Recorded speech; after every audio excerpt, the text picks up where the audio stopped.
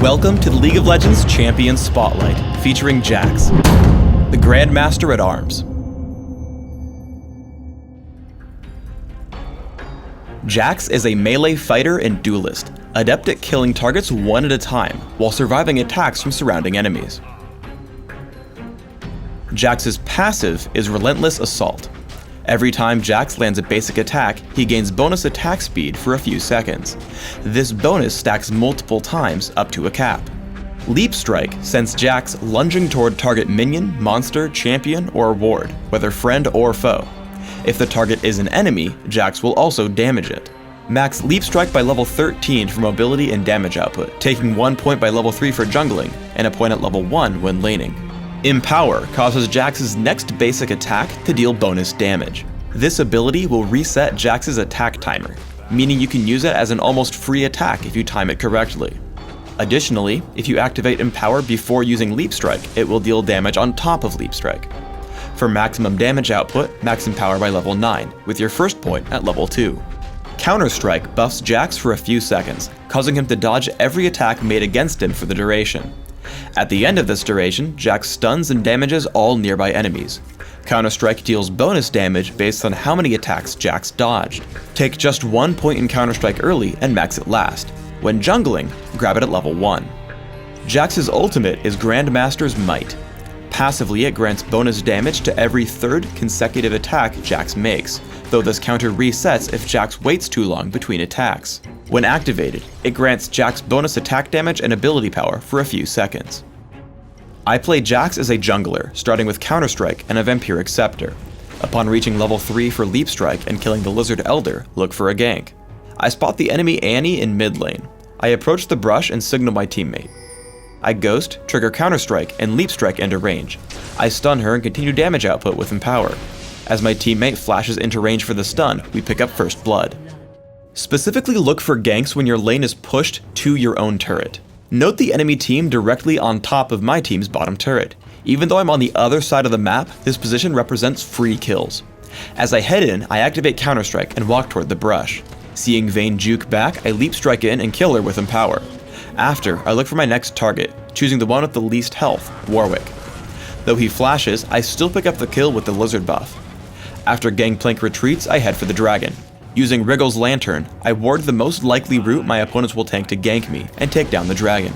The massive attack speed from Relentless Assault ties in well with the bonus damage from Wriggle's Lantern, Empower, and Grandmaster's Might, resulting in a much faster dragon kill than almost any other champion. When fighting one-on-one, take special care to preserve both Leap Strike and Counter Strike, as they're your only tools for catching up to running opponents. As I gank Yorick on top lane, I head in with a basic attack and an immediate Empower, granting me 2 attacks almost instantaneously. Once he starts running, I trigger Counter-Strike for the stun. Yorick survives Leap Strike, so I close the gap with Ghost for another Empower and the passive trigger from Grandmaster's Might, picking up the kill. Remember that Leap Strike can be used on your own wards as an escape tool.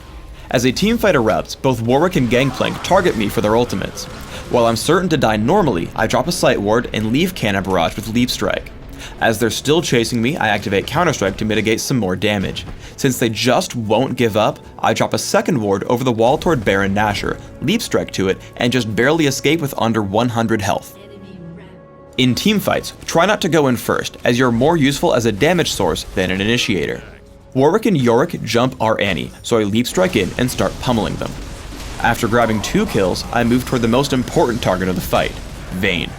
Between Leap Strike and Ghost, I keep up with her, forcing her to run as my team cleans up the rest of the fight. Despite Condemn, I take her down inside her base, forcing her teammates away and allowing my team to switch focus to the enemy nexus. When fighting over capture points in Dominion, focus on killing enemy defenders and let your teammates do the capturing. As we fight over the Boneyard, I activate Counter-Strike and immediately jump Lee Sin with Leap Strike and Empower, taking him down extremely quickly. Now 4 versus 1, I head for Leona. My aggression pushes her away while Karma starts to capture. Leona turns to interrupt Karma, but simply turns into an easy kill, giving us clean control over the point. Jax's ability set makes him one of the game's top duelists. I pick a fight with Tryndamere.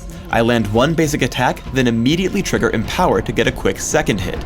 My third attack triggers Grandmaster's Might, and I activate Counter Strike to mitigate his damage output, bringing Tryndamere to 1 health before I've lost any.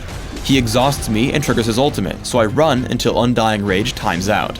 I land Leap Strike right as it ends, grabbing the kill and control over the refinery. For runes, I take flat attack damage marks, flat armor seals, attack speed glyphs, and flat attack damage quintessences. This setup is aimed at grabbing me fast jungle speed and great overall damage through my basic attacks and physical abilities. In Classic, my masteries are 26-4-0, taking every possible physical damage increase in offense and reducing minion damage wherever possible in defense. I also take Smite and Ghost to jungle, mastering both. In Dominion, I place all 30 points into the offense tree, making sure to add magic penetration and substituting out Smite for Ignite. In Classic, open with a Vampiric Scepter when jungling, quickly adding Boots of Speed and upgrading to Wriggle's Lantern. Then consider Mercury Treads or Ninja Tabby, depending on what damage type is most prevalent. Grab Phage first as you work toward Trinity Force. Always make sure you can survive the enemy team, considering items like Atma's Impaler and Guardian Angel for physical damage, or Hex Drinker and Quicksilver Sash against magic. When looking for more damage, look toward Hextech Gunblade and Ginsu's Rageblade. In Dominion, you'll have very similar build goals. Start with Prospector's Blade, Boots of Speed, and 2 health potions. Choose either Ninja Tabby or Mercury Treads based on damage threats. Then consider a number of damage options like Trinity Force, Hextech Gunblade, and Ginsu's Rageblade. If needed, also investigate defensive options like Odin's Veil and Guardian Angel. Thanks for tuning in to the Jax Champion Spotlight. Please subscribe to the Riot Games YouTube channel above, and don't forget to thumbs us up just below the video.